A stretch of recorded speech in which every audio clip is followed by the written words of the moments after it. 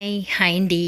మనం సాధారణంగా బస్సులో లేదా ట్రైన్లో ప్రయాణం చేసేటప్పుడు పేపర్ కప్స్లో కాఫీ, టీ తాగుతూ ఉంటాం. ఇలా చేయడం మంచిదా కాదా తెలుసుకుందామా?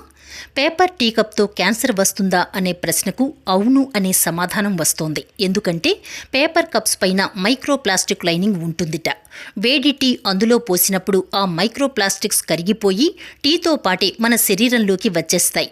ఆ మైక్రోప్లాస్టిక్స్ క్యాన్సర్కి కారకాలు. అందుకని పేపర్ కప్స్లో టీ తాగడం వల్ల క్యాన్సర్ వచ్చే అవకాశాలు చాలా ఎక్కువగా ఉన్నాయిట.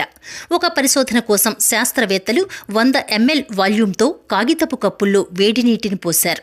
తరువాత వాటిని 15 నిమిషాలు అలాగే ఉంచారు. ఆ తరువాత పరిశోధకులు మైక్రోస్కోప్ను ఉపయోగించి కప్పుల్లోకి పోసిన వేడి నీటిని పరిశీలించారు. ప్రతి కప్పులో సగటున 25,000 మైక్రోప్లాస్టిక్లను కనుగొన్నారు. ఇంకా వారు నీటిలో జింక్, సీసం మరియు క్రోమియం వంటి లోహాల ఉనికిని కూడా గుర్తించారు. ఇది కప్ లోపలి పొర నుండి వచ్చే అవకాశం ఉందట. ఇక సాధారణంగా మనం రోజుకు 3 కప్స్ తాగినా అది 75,000 మైక్రోప్లాస్టిక్లను మన శరీరంలోకి పంపించినట్టే.